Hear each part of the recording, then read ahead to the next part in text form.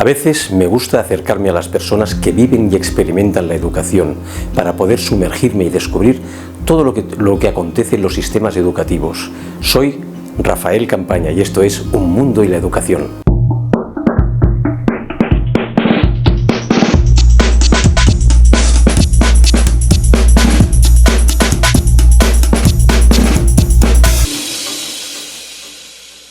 Bienvenidas y bienvenidos nuevamente al Mundo y la Educación. Silvia Clive, ella es coach de voz y es experta en comunicación asertiva. Vamos a hablar de todo el tema de la comunicación, cómo influye en cómo comunicamos nuestros contenidos, es decir, cómo educamos también. Muchas gracias, Silvia. Gracias a ti, Rafa. In the red city where the light shines so bright, dancing to the rhythm on this magical night. Saxophone is wailing like a siren in the air. Footsteps on the pavement without a single care. The moon is our spotlight as we move and we groove. From corner to corner, the music makes us move. Fingers snap in rhythm like a well-oiled machine. Jazz is in our souls, this nightlife is our scene. Let the swing take us higher to the moon and the stars. With every beat we're soaring, breaking down the bars. In this urban excitement where the rhythm takes hold, we're dancing through the night where jazz stories unfold.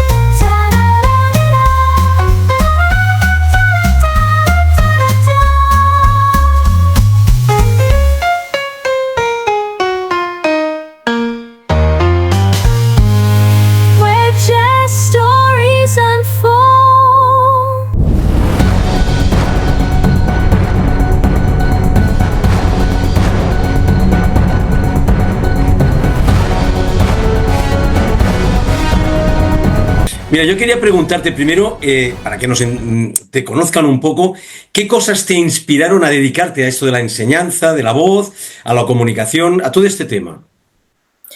Sobre todo lo que a mí me inspiró a dedicarme a todo esto fue porque yo era una persona muy inhibida. Siempre estaba muy callada, nunca decía nada, nunca expresaba nada. Y cuando yo realmente me conocí y saqué todo lo que yo tenía dentro y pude empezar a hablar desde una forma asertiva y sin tener ningún conflicto con nadie ni nada, claro, empecé a decir, esto lo tengo que enseñar. Hay muchas personas que seguro que han pasado por lo mismo que yo y que se sienten frustradas por no poder sacar lo que tienen dentro. Entonces, a partir de aquí empecé a dar cursos. Muchísima gente entraba a mis cursos para eso, para salir del armario interno que tenemos cada uno de nosotros, y a partir de ahí pues ya empezó el ser coach tanto vocal como coach profesional y ayudar a todas las personas. Porque tú además eres cantante profesional también, que no lo he comentado, es que tienes muchas cosas. Y yo quería preguntarte, ¿cómo ha influido esta variable, ¿no? Esta experiencia como cantante profesional y también compositora en tu enfoque como coach de voz? El hecho de que yo haya sido cantante profesional, me hace que yo pueda enseñar mejor a las personas cómo sacar todo el partido a su voz sin hacerse nunca daño en las cuerdas vocales, porque como sabrás, cuando estás cantando cada semana tienes que ir y tienes que cantar. Entonces es muy importante que no solo estemos cantando desde un lugar en el que al hacerlo desde nuestra esencia al público le llegue, sino que también lo hagamos con una técnica y una profesionalidad para no dejarnos las cuerdas vocales en el intento. Entonces, tú, bajo tu punto de vista, ¿qué habilidades consideras que son esenciales, que son claves para que alguien domine realmente el arte de la comunicación y el control vocal? La primera de todas es el silencio. Mm. Y esto te lo digo porque el silencio nos ayuda a pensar. Cuando nosotros estamos en silencio y estamos interiorizando, nos ayuda a que nuestras palabras sean muchísimo más efectivas en nuestra comunicación. Eso es primordial. Cuando una persona necesita sacar todo de sí y querer comunicarse bien, lo segundo que tiene que hacer sobre todo es formarse, y formarse con buenos mentores y buenas personas que hayan pasado por lo mismo para sacar todo el partido que llevan dentro. Porque está muy bien hacer las cosas uno solo, está muy bien. De hecho, hay muchos procesos en los que uno lo puede hacer solo. Lo que cuando tú estás en un proceso en el que un mentor ha pasado por lo mismo, te puede guiar mejor y hacerlo todo más rápido. Entonces serían estas dos cosas. Ujú.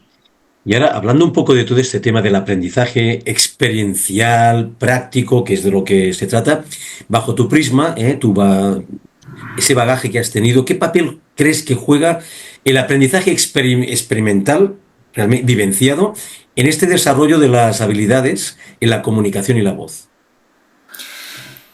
Cuando yo tenía 20 años, hasta los 26, hice muchísima arteterapia, hice muchos cursos de comunicación y tenía toda la información aquí metida. Toda. Y llegó un momento en el que dije, me tengo que equivocar.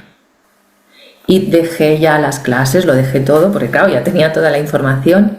Y entonces como que sales a la palestra, ¡pum! Salgo al mundo y aquí me voy a equivocar. Y a base de las equivocaciones, a base de la experiencia, fue donde yo me di cuenta de todas las enseñanzas que a mí me habían estado dando con respecto a mi comunicación.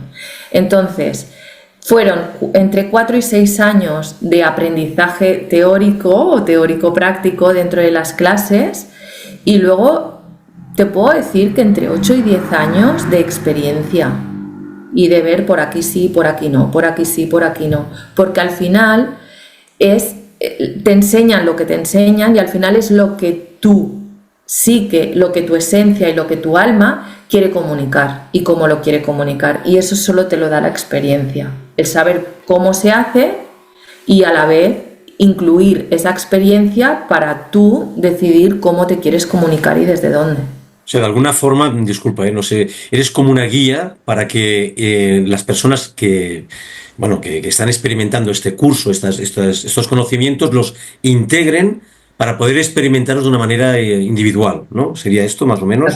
Sí. ¿Y tú puedes compartir algún ejemplo práctico de cómo implementas este tipo de aprendizajes a tu alumnado y tal, en tus cursos?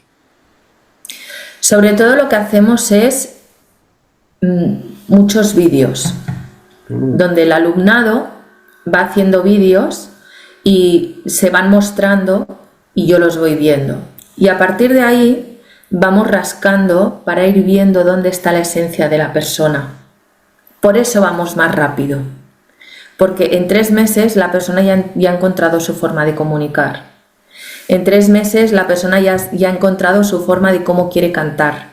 En 3 meses una persona ya sabe lo que quiere expresar a nivel comunicativo, ya sea cantando, hablando o escribiendo, lo que quiere comunicar. Y esto solo se hace a base de vídeos, hablar con la persona, hacer muchísimo coaching con la persona y muchos vídeos que esa persona está sola, mostrándose sola ante la cámara, y a partir de ahí empezar a desengranar y encontrar a la persona y encontrar la esencia. En cuanto la hemos encontrado, ya está, a partir de ahí ya podemos trabajar a fondo y ya acabar de matizar todo lo que esa persona quiere dar al mundo. Uh-huh. Y tú, Silvia, ¿por qué crees que las técnicas estas tan prácticas funcionan mejor que esos enfoques más teóricos en el aprendizaje vocal y comunicativo? Por una cosa que siempre les digo a mis hijos, solo aprenderás cuando te equivoques. Sin equivocación no hay aprendizaje. Entonces, cuando una persona se pone a practicar, ahí al principio hay muchísimas equivocaciones y realmente yo busco la equivocación, tanto al cantar, tanto al hablar, como todo, busco la equivocación, porque ahí es donde sé que la persona va a aprender. porque ahí es cuando yo le explico las cosas, el porqué de las cosas, el cómo las tiene que hacer, todo, ahí es donde la persona aprende. Cuando te empiezan a dar muchísima información, esto es como cuando escuchas que estás aprendiendo un idioma, que tú tengas un idioma, que lo estés escribiendo, que estés haciendo toda la gramática, toda la teórica y en el papel te sale perfecto, no vale ese idioma, vale si tú lo hablas. Hasta que no lo hables, ese idioma no te sirve para nada. Entonces ahí es la importancia de la experiencia y sobre todo de la equivocación.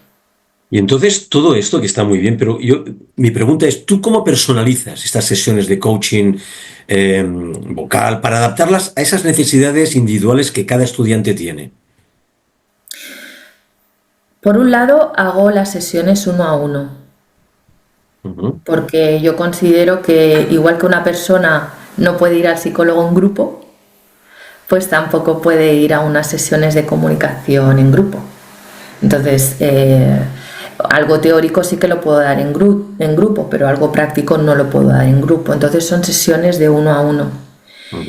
Y por otro lado, estudio mucho a nivel holístico a la persona. Entonces hago un estudio muy profundo tanto de la persona, de su forma de ser, como de varios ámbitos de su vida, para yo comprender toda la esencia de esa persona y toda la esencia de esa alma, para sacar todo el partido de esa persona. Un día al despertar, por fin me doy cuenta del tiempo perdido con las personas erradas, casi siempre equivocadas, que nunca me quisieron, que no brindaron mi espacio, ni apenas me... Silvia, discúlpame, entonces, ¿tú cómo identificas esas áreas específicas que ese alumno o esa alumna necesita para trabajar? Ya sea técnica vocal, la confianza o la comunicación. No sé si puedes... Conociendo a la persona. Que no me cuesta mucho conocerla. O sea, en unas sesiones, o sea, claro, es que yo pongo toda la carne en el asador cuando estoy con un alumno. Entonces yo lo que hago es, sobre todo, conocer muchísimo a la persona y ver y entender qué es lo que quiere la persona. Y entonces a partir de ahí hacerle un trabajo personalizado para esa persona. Entonces, sobre todo es conocer a la persona y entender qué es lo que quiere. Porque, ¿qué pasa? Que con una persona yo puedo ayudar a una persona con respecto a algo, pero esa persona no necesitarlo, esa persona necesita otra cosa. Entonces tienes que ver exactamente qué es lo que necesita esa persona. Por ejemplo, habrán personas que necesitan más autoestima. Habrán personas que necesitan teórica, habrán personas que necesitan dejar de ser violentas, habrá personas de todo tipo. Entonces, es como lo que decimos, ¿no? Igual que tú no vas al psicólogo en grupo, estas personas tampoco van a ir a sacar un curso de comunicación o algo para saberse comunicar haciendo lo mismo que hace otra persona, porque las necesidades de una no son las necesidades de la otra. Porque Silvia, tú te has encontrado en alumnado que te viene y te dice, yo necesito, yo quiero, y tú cuando haces toda esta prospección individual, ¿te das cuenta que realmente no es eso y tienes que reconducir un poco esos deseos? Sí, aunque mantengo los deseos iniciales, incluyéndole los que yo veo. Entonces les facilito el hecho de decir, bueno, está muy bien que trabajemos esto. ¿Qué te parece si también trabajamos esto otro que estoy viendo que te puede afectar en lo nuevo que vas a aprender? Entonces, claro, al final las personas, cuando me ven trabajar y me ven trabajar con ellas y me ven todo lo que me implico, claro, todo el mundo me dice que sí. Y luego, claro, el cambio es alucinante. O sea, el cambio de las personas, sobre todo en 3 meses, es alucinante.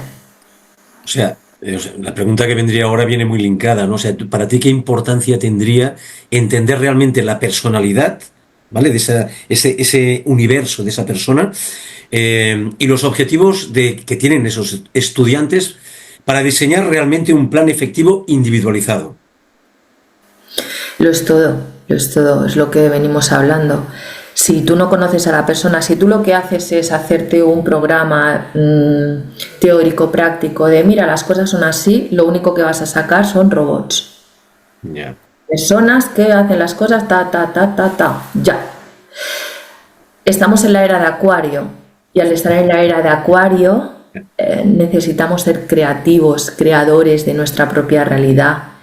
Necesitamos ser diferenciados los unos de los otros.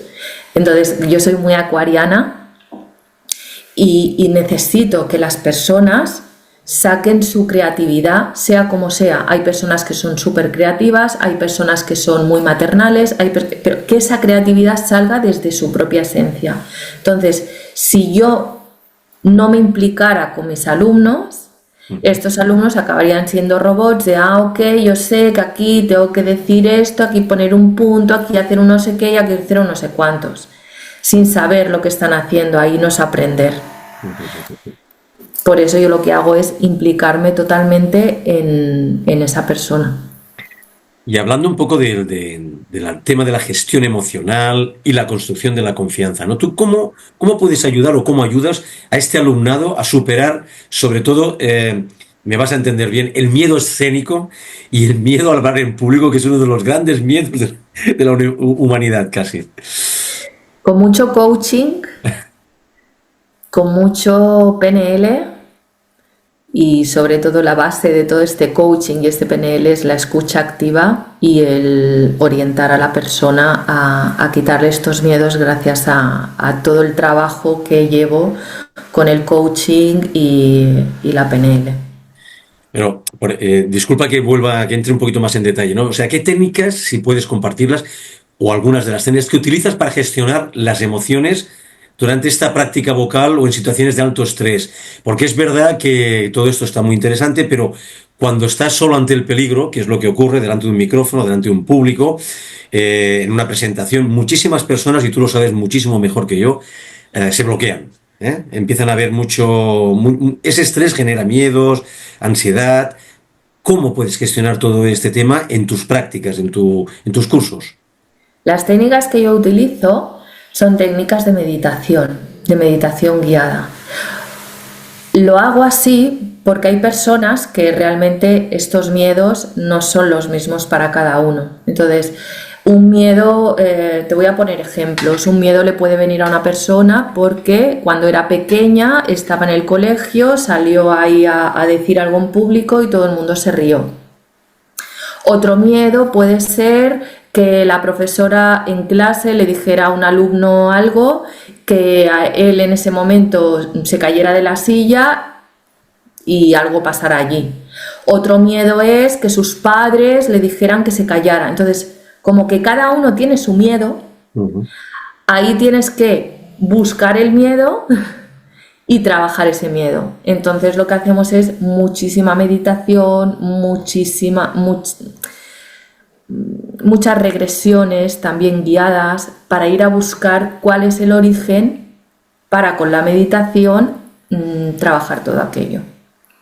Y para trabajar todo esto, supongo que generas un ambiente de confianza. Entonces, mi pregunta es, ¿cómo construyes ese ambiente de confianza entre tu alumnado que permita a estas personas sentirse cómodos para experimentar y aprender y tener la confianza para expresarse también? Pues la base en lo que yo hago mi comunicación y como yo enseño mi comunicación, en mostrar mi esencia. Yo me muestro tal cual soy. Entonces, fíjate que todos los alumnos que han pasado por mis clases y etcétera, etcétera, todos acaban siendo amigos míos. Pero amigos, o sea, de hasta yo a llamarles, oye, mira, ¿qué tal? Que me he acordado de ti, que yo qué sé, que o lo que sea. O ellos llamarme a mí, oye, Silvi, ¿cómo estás? ¿Qué tal?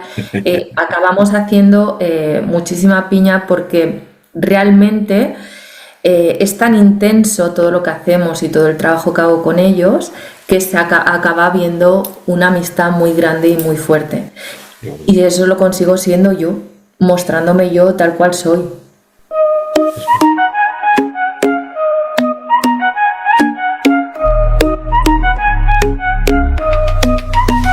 el viento revolotean como hojas al sol.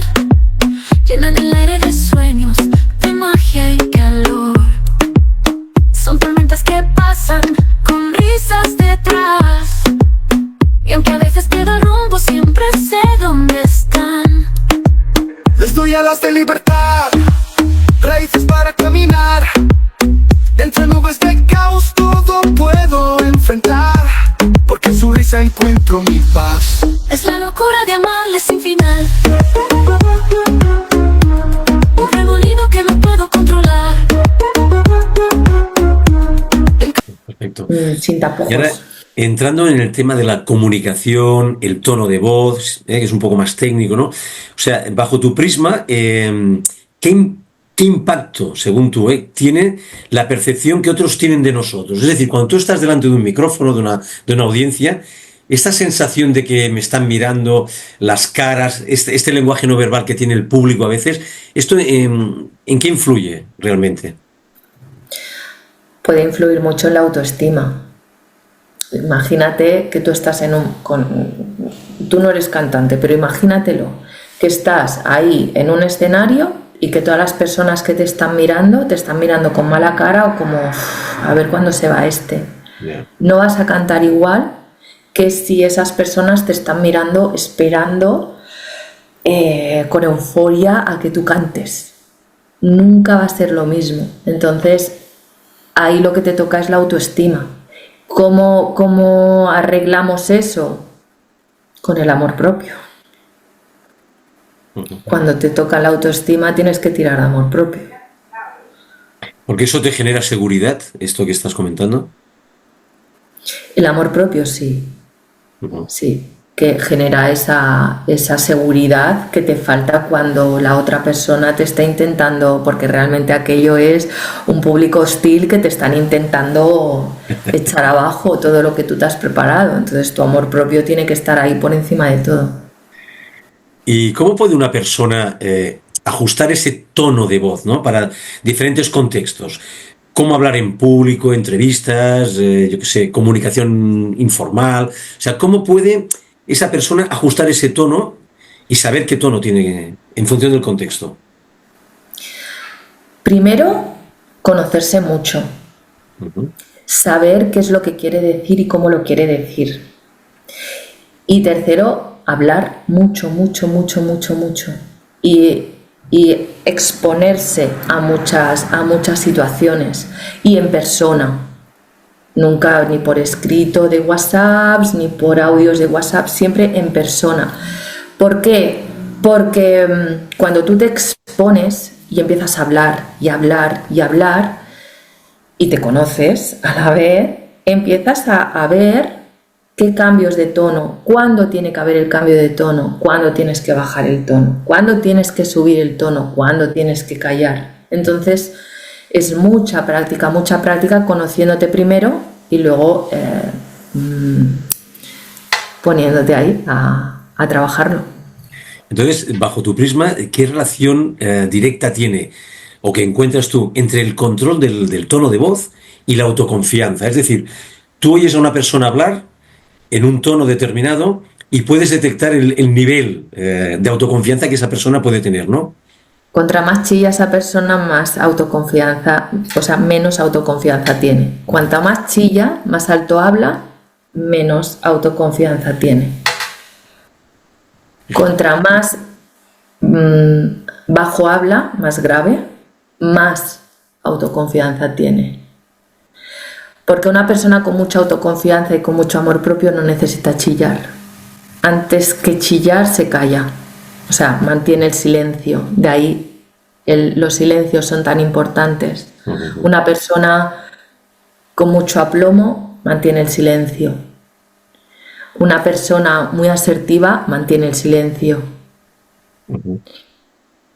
Mantiene el silencio porque al final no vale la pena.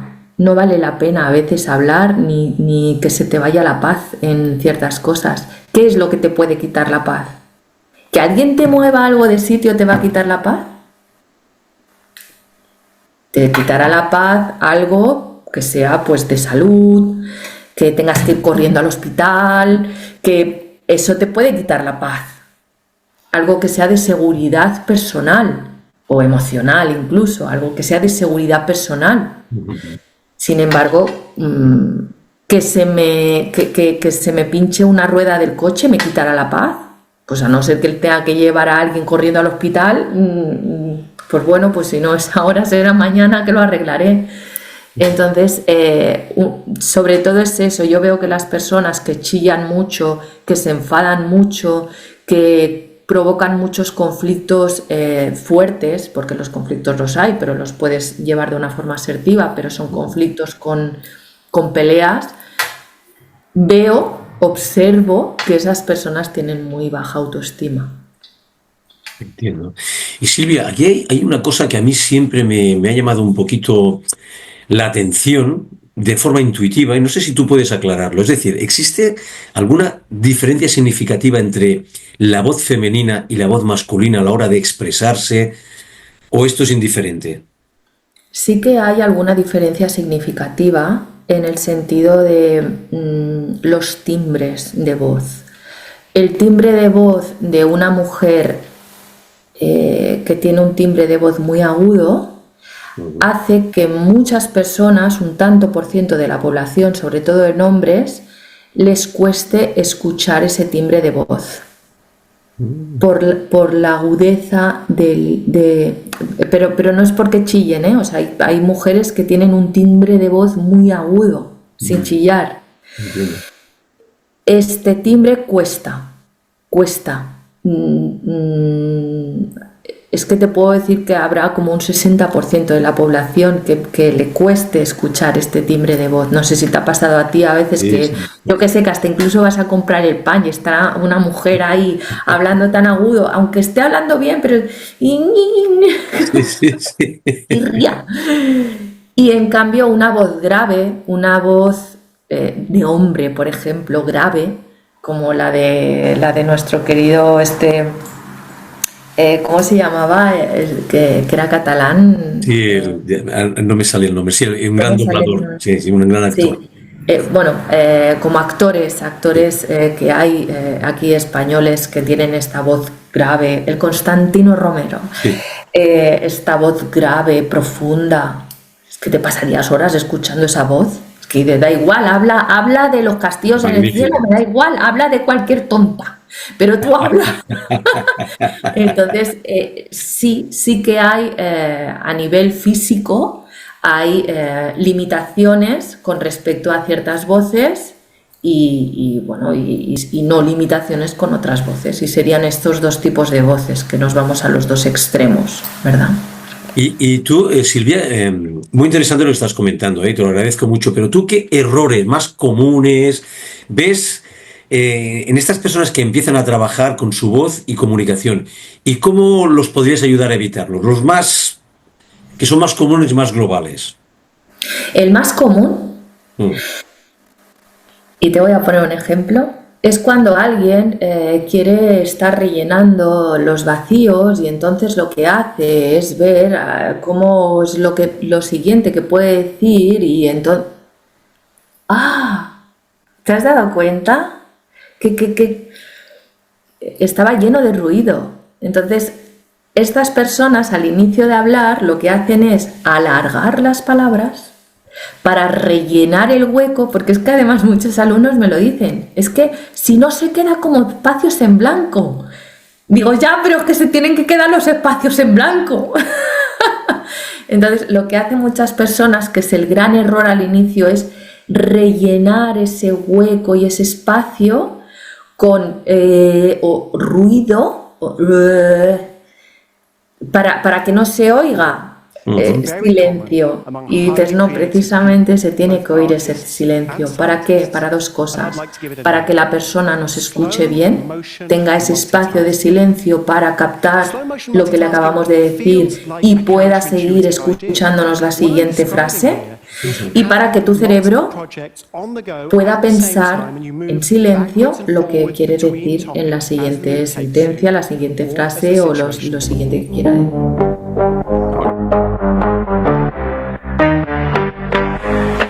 Caminé entre entre las estrellas rotas, donde el eco de la risa se perdió.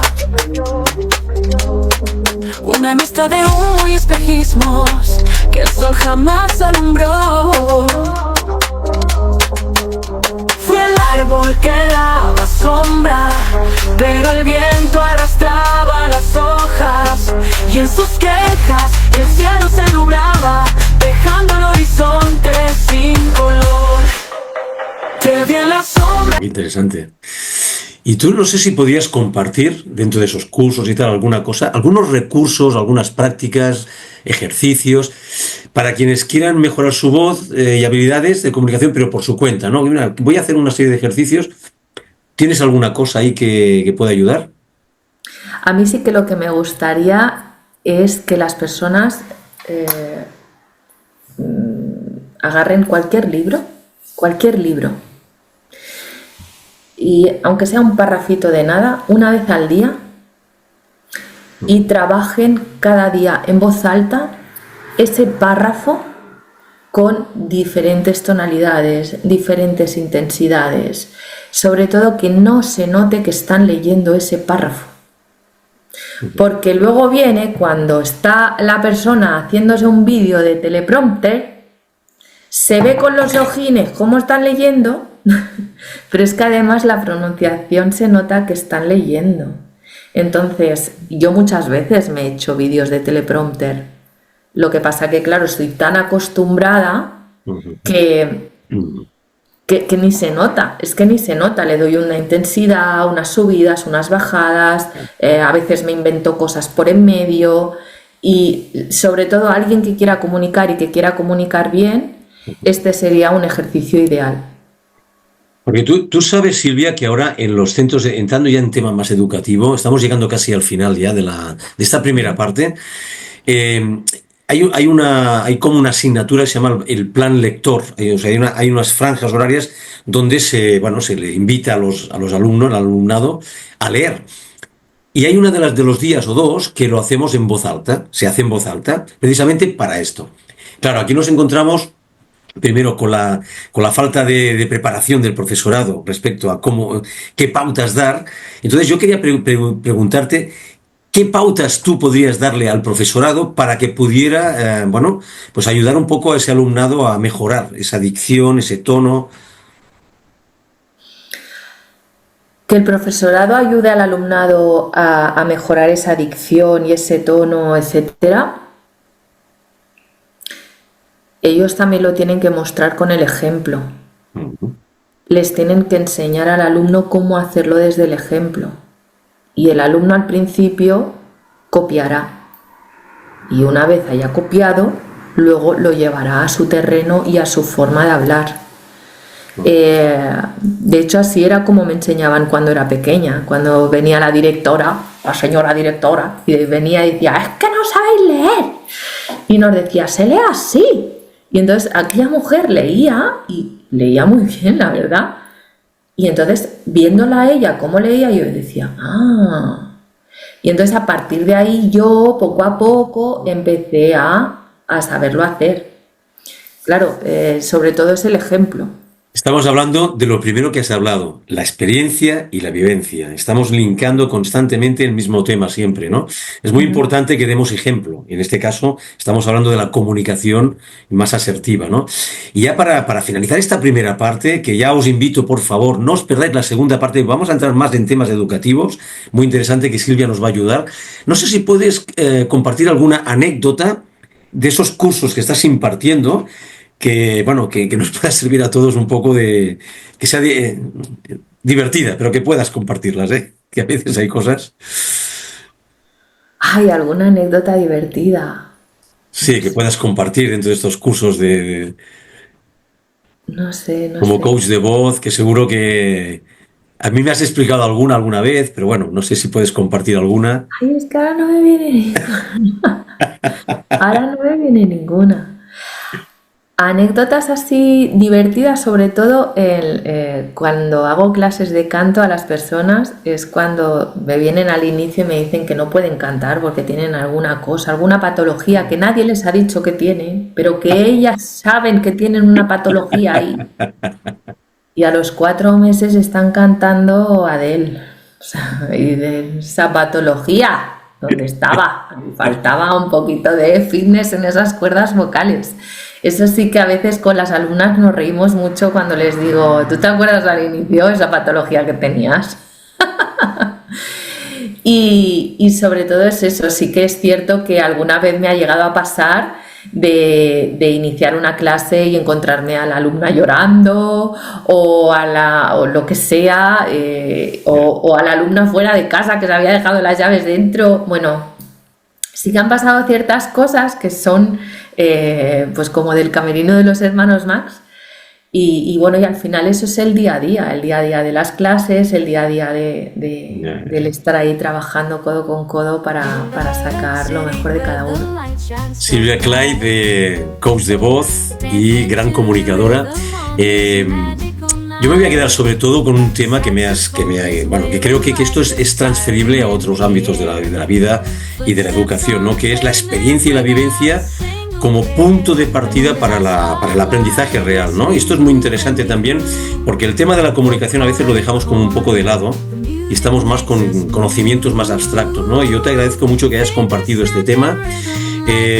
Nos vamos a emplazar en la segunda parte, vuelvo a insistir, no os la perdáis porque vamos a hablar de temas muy interesantes sobre la educación que Silvia seguro que nos va a ayudar a entender más. Muchísimas gracias, Silvia, y hasta dentro de un rato. Hasta luego. Hasta luego. En la penumbra de la noche, luces parpadean. Un amor que se desvanece, mi corazón que llora.